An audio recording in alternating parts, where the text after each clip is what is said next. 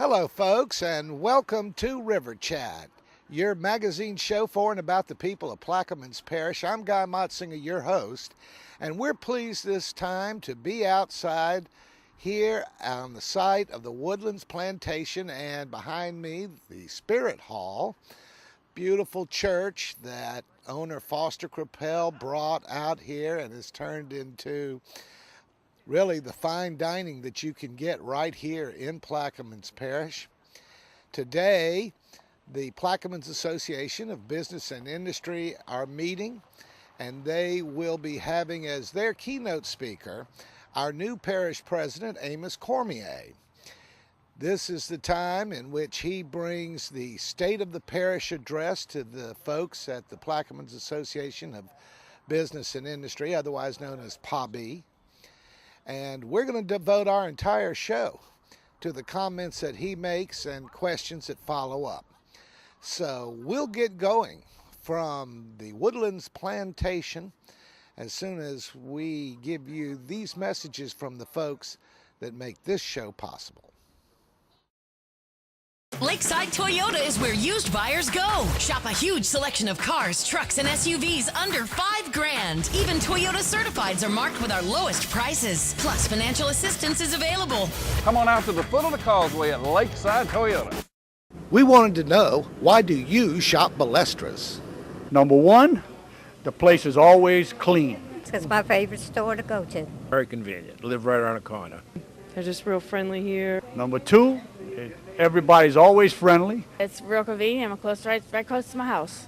Well, it's very convenient. They usually got a good selection. Number three, and the most important thing, is the meat department. When? You shop Balestras. your Almost. Home. Lakeside Toyota is where used buyers go. Shop a huge selection of cars, trucks, and SUVs under $5,000. Even Toyota Certifieds are marked with our lowest prices. Plus, financial assistance is available. Come on out to the foot of the causeway at Lakeside Toyota. Each month at our luncheons, I always like to announce our new PABI members, and we have several of them this month. We have 4 new bronze members to PABI. Crimson Gulf, and I don't believe anyone is attending today from Crimson Gulf. They're going to be doing a big project down in Venice shortly. Severn Trent Services, Kathy, where's Kathy Huff? Thank you very much. Trigon Associates, I don't think we have anyone from Trigon today. And Whitney Bank. And Rob Hopkins, the manager of the Belle Chase branch of Whitney Bank, was supposed to be here today. He wasn't able to make it. Also, we have Derek Bowles of Bowles and Associates. Derek, we got all the new members together. Please help me welcome our new members to PABI.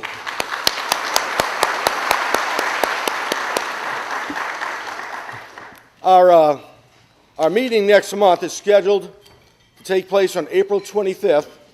It'll be at 11:30 a.m. at Barrier Golf Club. We're going to be back in Belle Chase next month. Our keynote speaker will be Melissa Gibbs from Gibbs Construction.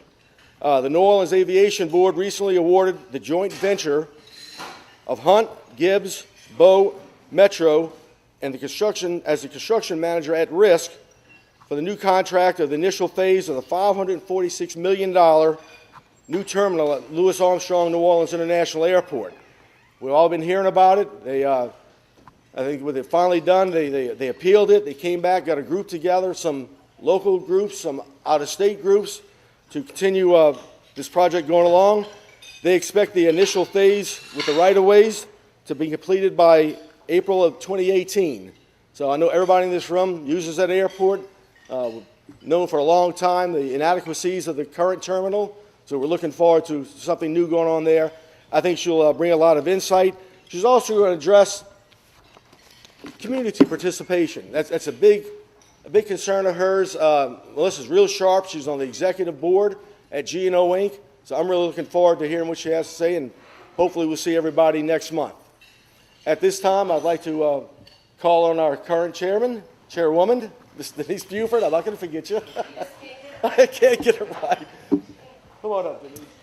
Please bow your heads and pray with me before we begin.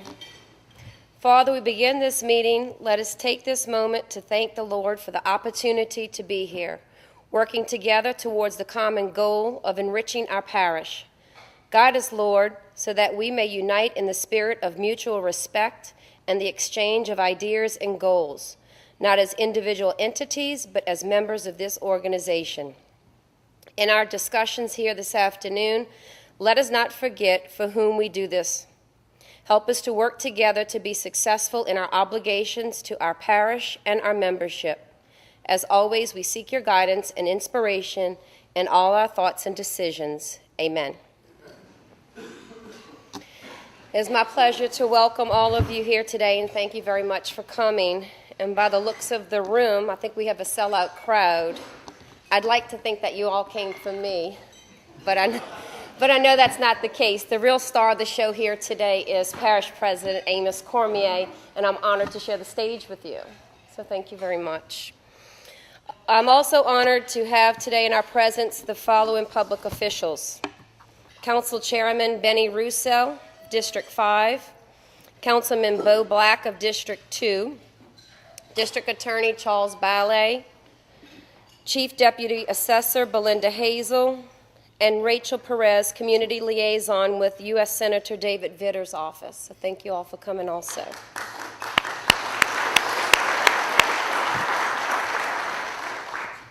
I'm going to keep my comments short and sweet as I don't want to steal the stage. But as I promised y'all, as your chairwoman, I wanted to keep our membership as informed as possible on things that the board is working on. And our meetings not to be just so much about our guest speakers, but actually give you some information to keep all of you engaged. To give you an update on the Parish Coastal lawsuit, which I think all of us are watching very closely, most of you already know, Council Member Williams pulled her resolution at the last council meeting. However, it's my understanding that another resolution is being drafted and may be introduced in the... That's a showstopper. And may be introduced in the near future. So as you know, we email out the council agendas and also the port agendas, so be on the lookout for those as they come to see when that's going to hit. And as we know more information, we'll also keep the membership apprised. PABI is also part of a group that's called the Southeast Regional Coalition of Business Councils.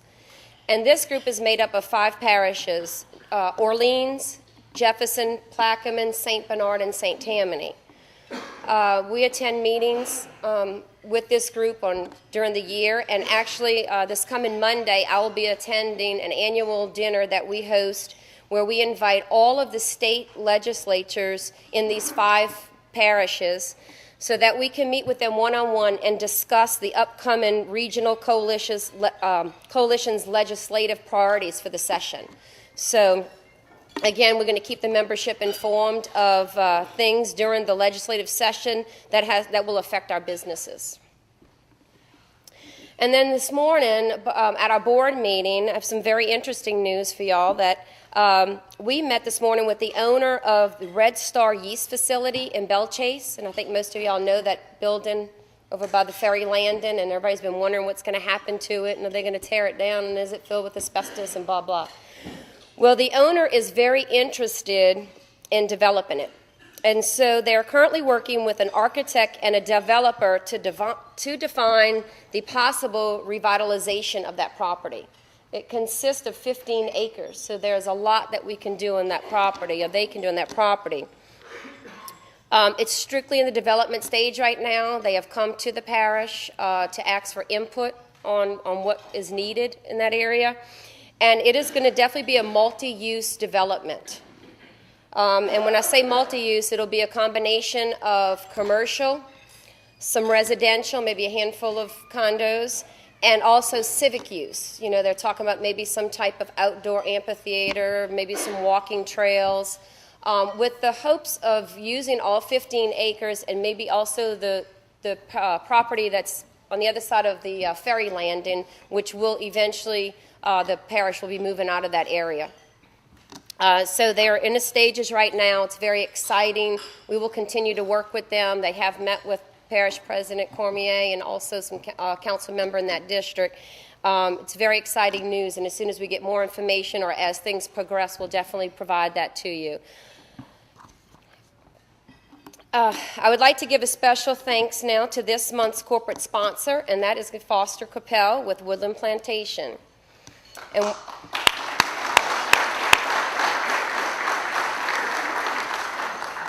we're also very delighted today to have with us Foster's dad, Jacques Capel. Mr. Jacques, would you like to stand to get acknowledged? Everybody can meet you. Foster is a charter member of PABI, and I would like to call upon him at this time to make a few comments about the amenities that Woodland Plantation offers to its guests. Monday I talked to Bobby, and he said, since you're the corporate sponsor this month, you'll have a chance to say a few words. And I said, what should I talk about? He said, whatever you want to talk about. So I said, okay. So I started thinking, well, my passion is the wetlands of Plaquemines Parish, as a lot of you know. So I thought about talking about the wetlands, and then yesterday I talked to Bobby again, and he said, and I asked, when am I going to be able to present? He says, between Denise and me and our new parish president, Cormier. And he says, and talk about Woodland. so he gave me a little direction. I guess a few things that a lot of people know about the history of Woodland Plantation. So what I thought would be more interesting and informative to talk about is how and why Woodland has survived and why it is now thriving. Woodland was built in one of the richest places on the earth in natural resources, and that's why we've been here all along, and that's why that we're here, and that's the only one here standing now after 65 were built here at one time, 65 plantations south of New Orleans. Woodland is the only one on the West Bank. There's 2 on the East Bank, Mary and Promised Land. So it was built in a great place. It was built on high land. It was built with a strong foundation. It was raised, and it's 181 years old. My parents and I had the means and experience to purchase the property and weather the storms, so to speak, of the building a business here. The buildings were well designed, beautiful, and historically and culturally significant. The fishing is perhaps the finest in North America. We cater to a very diverse set of customers. We did not put all of our eggs in one basket. Birders, history buffs, fishermen, weddings, retreats, the oil and gas industry, anyone who wants a comfortable bed, good food, or a friendly face. Diversity is the key for our success here, and a diverse group of customers. And I think that's one thing we should think about going forward in Plaquemines Parish, is bringing more diversity to our parish.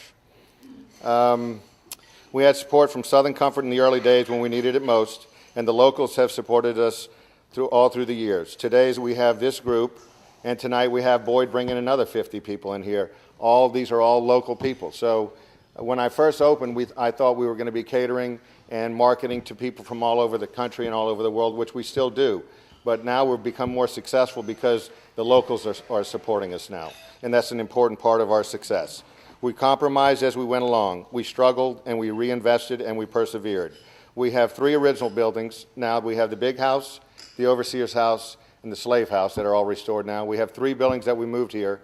This building, the little house, and the old Magnolia store, and now we've built 3 new buildings over here on Woodland Commons. So we now have 33 rooms. We're thinking about building a small kitchen and spa and pool. We've had much help along the way. Local banks, Jimmy Capella built us a sign. When we were first getting ready to move spirits, one of my friends said, I don't know if y'all remember, there was a pipe rack over the highway just here at West Point Lahash before they widened it to a 4-lane, and this building was not going to fit underneath there with that pipe rack. And I went to Clyde at the time and said, would you move that? He said, well, it's going to cost us some money. I said, well, if we don't move it, we're going to lose the old building. So he went to the parish council, and they unanimously voted to take the pipe rack down in advance, and even though it was the parish's dime that did it. When we had a celebration of the river from Lake Itasca all the way down to here, I don't know if many of you remember that, but it was a wonderful celebration. Charmaine Neville was the musician there, and Benny helped us take some of the trees down on the Batcher so we could see the river, and it was a wonderful celebration. We've had support from many people who have helped us along the way. The same principles that have made Woodland successful, compromise, unity, reinvestment, and perseverance, will also help make this parish what is possible of becoming. And my mother used to always say, hope springs eternal. And this is a beautiful spring day. Thank you all for coming.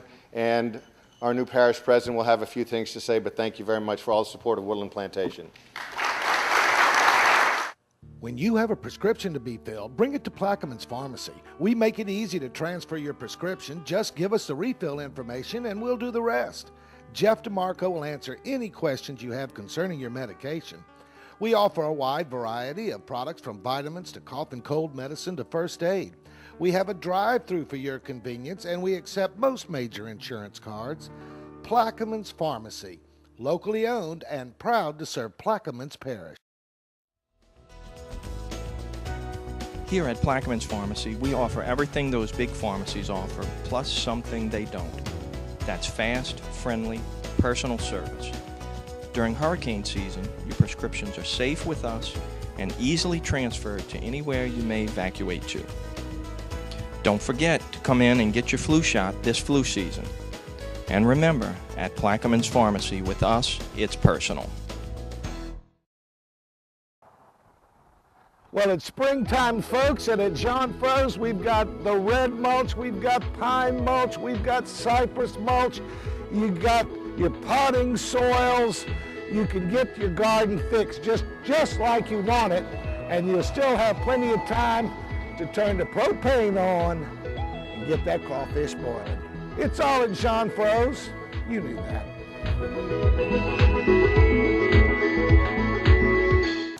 And now the moment you've all been waiting for. Plaquemines Parish President Amos Cormier Jr. is currently serving his first term in office. He previously served as a teacher and coach in Plaquemines Parish for 47 years. He has been married to RL for 45 years. They have 5 children and 2 grandchildren. He received a master's degree in administration and supervision from Loyola University and a master's plus 30 in guidance and counseling from Loyola University. President Cormier also received a BA in Science from Southeastern Louisiana University. He has served as the chairman of the Plaquemines Parish Council and as councilman of Plaquemines Parish for 2 terms.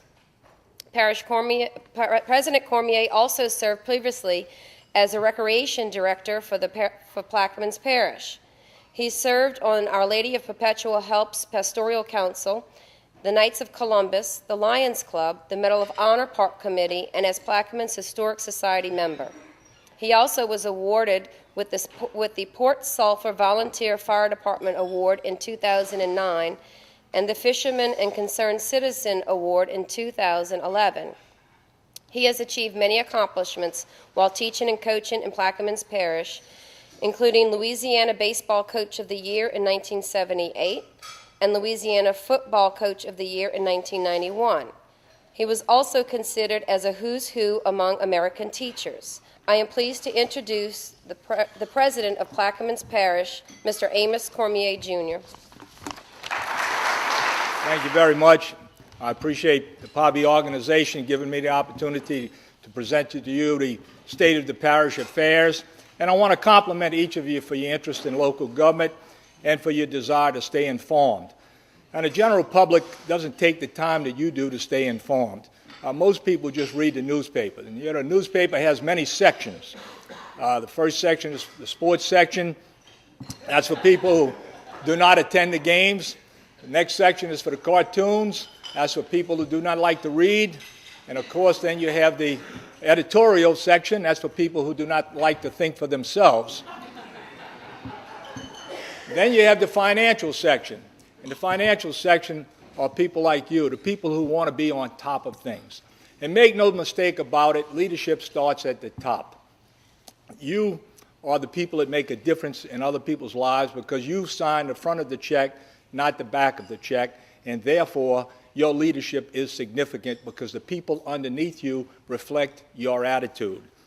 I would say that an example of a great leadership type of project would be Woodland Plantation and Foster Crapell. Foster took a plantation that was run down.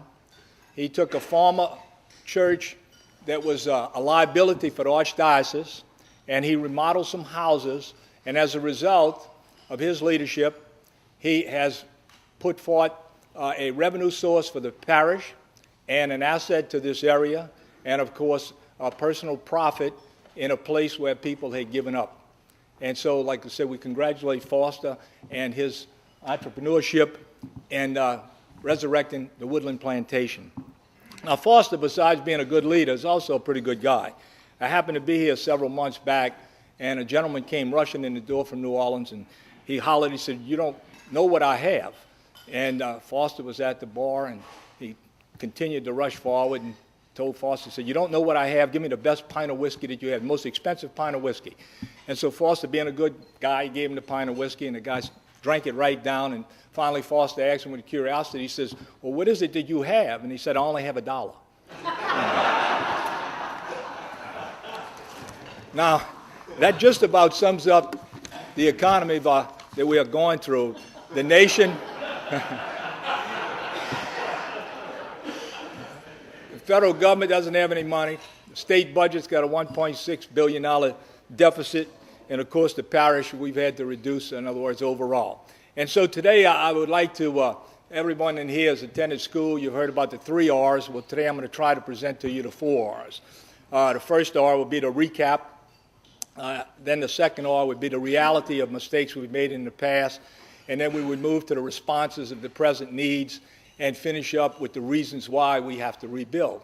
Starting with the recap, the previous government had $220 million in bond indebtedness. So we're paying $8 million a year in interest on that. When I was on the council, it was only $24 million, and we were paying $2 million back. We also inherited in the budget a $700,000 water rate increase. So if we don't put that in the budget, we got to find another $700,000 to go with that. The $96 a barrel price of oil was put forward from the previous administration. We had to reduce that down to $55 a barrel, and with the looks of things, we may even have to go further down if the oil prices, do not come up. Our legal department, everybody in the legal department took pay cuts. So the council did a marvelous job. I can't tell you how proud I was of the council. Each councilman gave up or sacrificed important projects in their district in order to meet the budget requirements. And so, like I said, my compliments go out to them. The reality of the situation, to know where you're going, you got to know where you've been in the past. And so, if you look back, I think there's been some mistakes that have been made. And of course, we all make mistakes. We just have to learn to do the best we can with it. The first mistake that we're still dealing with from the past is not putting the back levee at the 40 ARPAT line.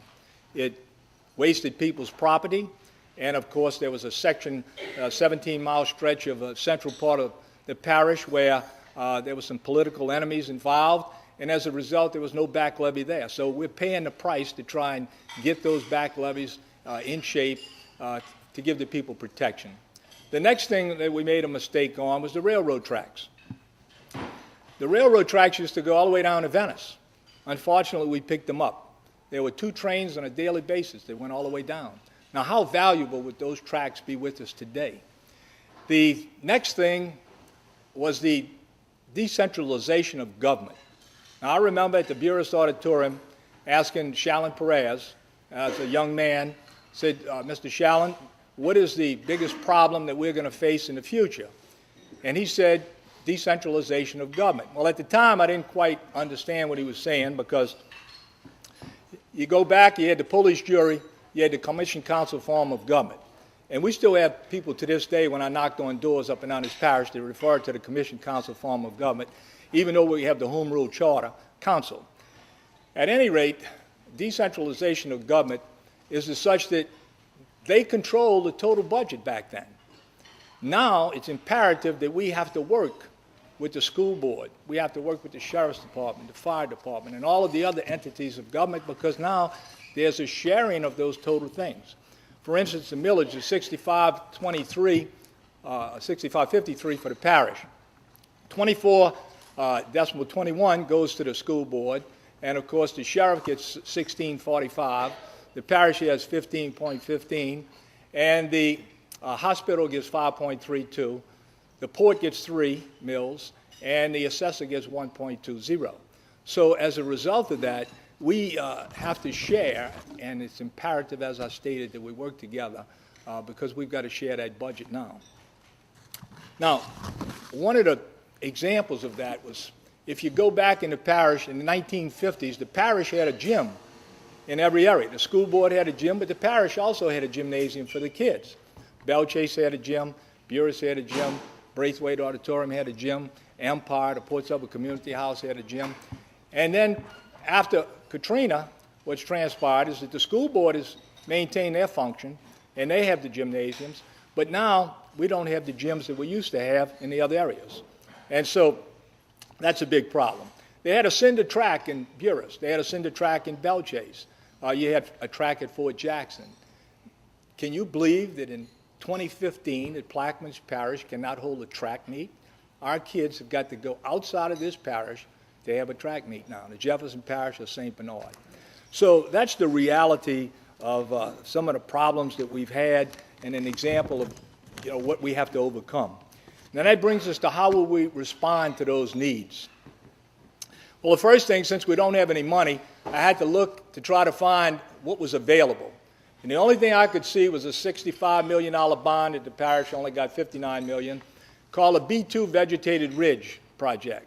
That B2 Vegetated Ridge was behind Venice, and there was some money that was spent there. We hope to get credits for that money that was spent, at least a portion of it, and to take the $43 million that's left, because that project was not in the state master plan, and it was not totally funded, so we didn't have the money, or they did not have the money to complete the project anyway.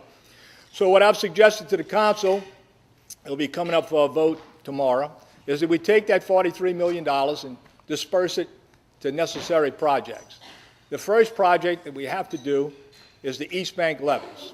They are totally unprotected on that side. There's 7 and 8 foot ridges over there, and it's just really something that's an urgent necessity that we take care of. Now, people might say, well, why are you spending money on the East Bank levees? There's nobody over there. That's what the Corps has said, and other people, the cost-benefit analysis. Well, when we went to Washington and my trips to Baton Rouge, this is the new philosophy we've tried to spread. Plaquemines Parish is a natural ridge. Now, everybody's talking about ridges. They want ridges. They say that's the way to go to protect us.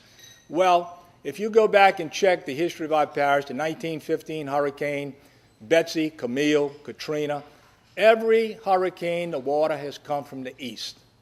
And in the 1915 storm, when there were 3,000 people living in Point LaHash, which was the heaviest populated area of the parish at that time, even back then they knew that they better move to the west side. So people in Algon, Ostricka, and Point LaHash started to move to Buras and Venice as a result of that to get protection.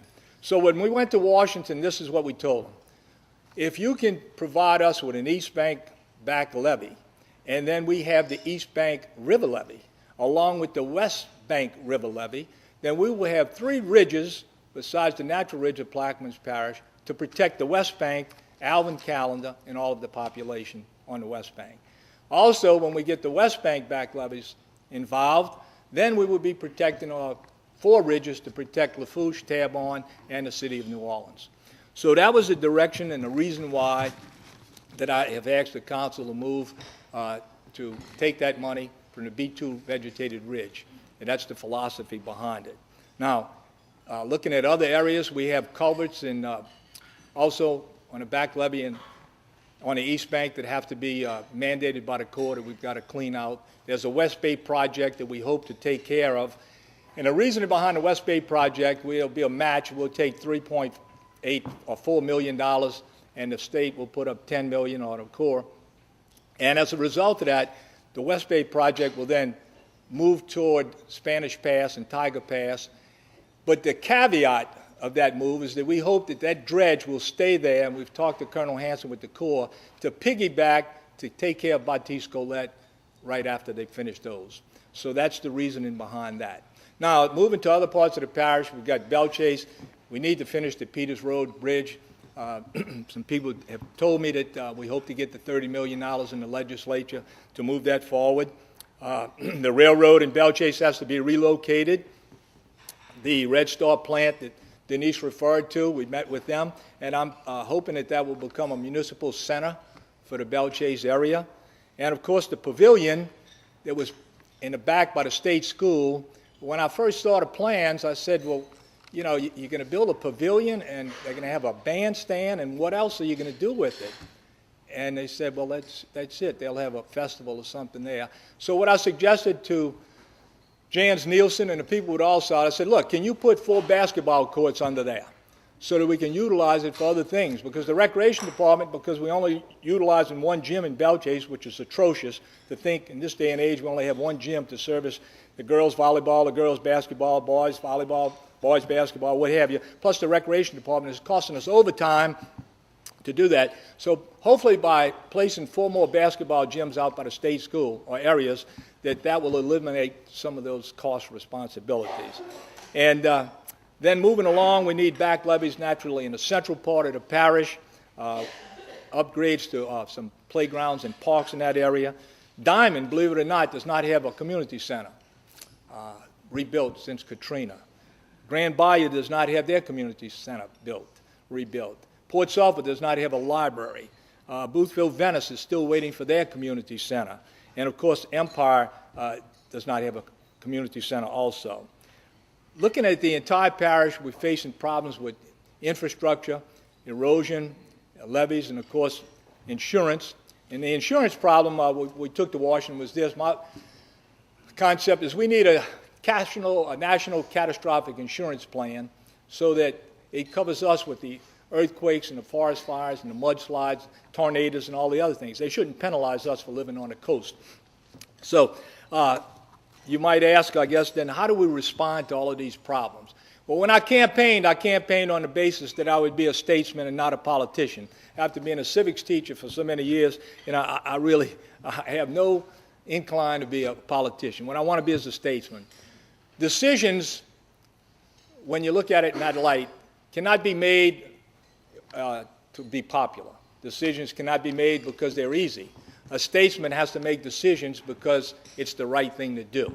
So what I'm recommending to the council is that we must make adjustments at this time on the water and sewer rates. We must make adjustments on the ferry rates and the ferry passes. We have to make adjustments on the permit rates. We have to make adjustments on the marinas, the electricity and the water. We have to make adjustments with the 9/11 fees. We also have to look into the vehicle use. And on top of that, we are giving away free dog shots right now, vaccinations, and so we have to look at the dog shots, and I know we'll get a lot of barking about that, but you know, it's something that has to be done. The other thing that I'm recommending to the council and to the parish and to PABI, we've got to change our attitude in Plaquemines Parish. I think we've had a cloud over this parish since Katrina. The negative attitude we have about hurricanes, future hurricanes, and coastal erosion.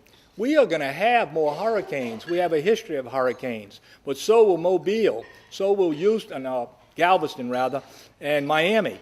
But they're rebuilding, and so what we've got to do is we've got to move forward with a positive attitude. Remember, if you look back in history, from 1915 to 1965, you did not have a major hurricane that hit Plaquemines Parish that affected it. So that was a 50-year stretch. You know, that's a pretty good run. And then, of course, from Betsy and Camille, unfortunately, back to back, we had another 30-year run. So we've got to hope for a better cycle. We've got to plan on that and prepare for it in that way. That's the way we've got to look at it. On coastal erosion, if a little country like Holland that wears wooden shoes can reclaim 75% of the land from the North Sea, the United States of America can help us reclaim our lands in the Gulf Coast. And, of course, now that brings us to the reasons to rebuild. You know, what are the reasons that we should rebuild in Plaquemines Parish? First of all, we have a miniature peninsula here that's equivalent to Florida, except Florida doesn't have the Mississippi River. Florida doesn't have the great city of New Orleans. So we can capitalize on that thing. We've got the newest and richest land in the United States of America that the river put here. We've got the best climate. You don't see anybody shoveling snow here in Plaquemines Parish. You know, we can operate all year round. We've got the best fishing and hunting in the continental United States. We've got 5 kinds of water, as I've said on many occasions. We've got salt water, fresh water, brackish water, blue water, and Foster even gave you Kentwood water when you got thirsty here. The Belchase. Belchase the lakeshore of New Orleans in the 1960s. Everybody wants to move to Belchase. It's amazing. The Naval Air Station, look into the future. That could be a commercial cargo airport, a 10,000-foot runway, 200 feet wide. It's equivalent to the Chennault Air Force Base in Lake Charles. Now, I'm not advocating that the Naval Air Station shut down. We want them to stay. But as far as the future is concerned, in case they would have any cutbacks, it's another international airport. The possibilities of that taking place right there in Belchase. Look at the port. Now, the port, I just met with Senator Crow yesterday. You have 3 areas of the port. Down at Southwest Pass, they're talking about the key word for you to remember is legit. Louisiana International Gulf Transfer Terminal. Tremendous possibilities there. The containerized ships, in other words, that will be coming through the Panama Canal will be huge. The ship companies are starting to merge together because they're going to be able to carry more cargo. So that's one spot that nobody else has. Nobody has the depth, the water depth. Houston, Mobile, they have to dredge, so it's a maintenance-free cost to be at the mouth of the river. Now, a lot of people say it won't happen. I think it, like I said, has an excellent shot to take place. The other thing you have is our port in the Lake Hermitage area. Now, everybody talks about the Panama Canal. Nobody's talking about Cuba. Cuba used to be a big trader with New Orleans. In fact, the sea train in Belchase, Louisiana, was the first containerized port, way ahead of its time. Savannah, New Jersey, with other 2 ports, but you had sea train activity there, and you had the nickel plant across the river with Freeport, and of course when Castro came into power, then those 2 places shut down. But Plaquemines has a history of container ports, that other people don't have. The East Bank is the best kept secret in the United States. The LNG company, will maybe 2 of them will be coming in on that side. There's a possible methanol plant coming in. So I think you can look for big things to happen in the East Bank. And of course, the Port Sulphur town site has always been a dream of mine. I don't believe that you can find any place in America where you can walk and fish for bass ponds, and Jim Bob's bass ponds that were there, take a 50-yard hike and get to the freshwater reservoir, take another 50-yard hike, and you're in a saltwater bayou in the bay, and of course the river's right there. And that's with the jail, with the fire station, athletic fields, a community center, a swimming pool, a helicopter pad, a seaplane landing, a golf course, all within a 1-mile radius, along the riverfront with 45 foot of water depth there. It's just a magnificent place, in other words, for something to take place in. And then, of course, moving down the river, we got Fort Jackson and Fort St. Philip. Viking cruisers are talking about coming to New Orleans and going up the river. Why do they want to go up the river? The history is down the river. Let's put them at Fort Jackson and Fort St. Philip. Let's take them to the mouth of the river. People go up to Minnesota, thousands of visitors to jump across at Lake Ithaca up there. Well, we can take them to the mouth of the river, maybe look at the mud lumps, Port Eads, and then, of course, Politown with the exchanging of pilots. We, in my opinion, should and could become the playground for family vacations of America. You got Disney World in Florida. You got Disney World in California.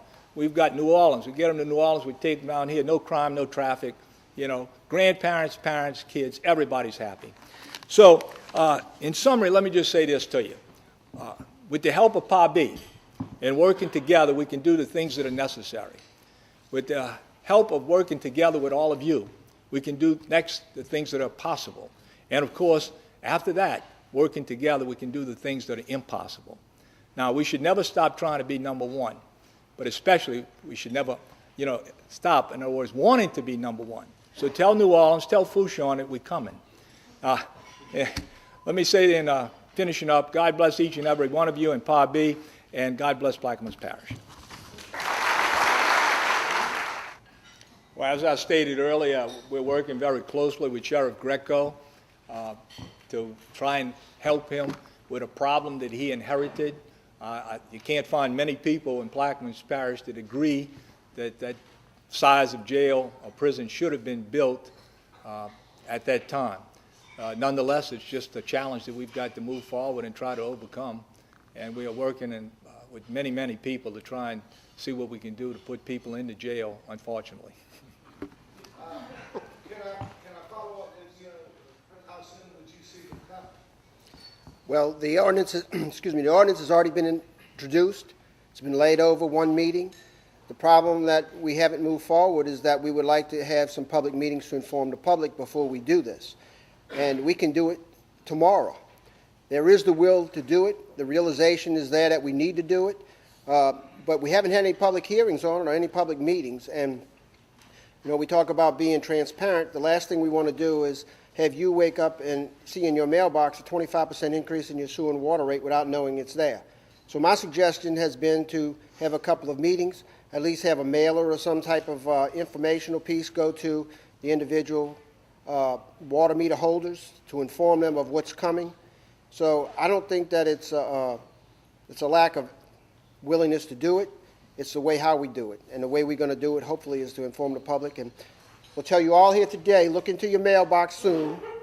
And this will be a notice to all of you that a rate increase is coming. Councilman Black, is one of the new councilmen been going on since January? No, it has been dramatic. And I do, while the parish president's here and our council chairman, and I posted it on my website, I was very proud to be part of the 3 days of budget reviews.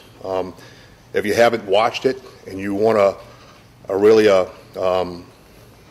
crash course in local government and finances, it's a real good opportunity to learn about our government and about our parish. I was very proud to be part of it. We had some bumps, as you know, you were there. Some growing pains and some things that we didn't agree on. At the end of the day, we cut $15.5 million, which was a proud moment for me.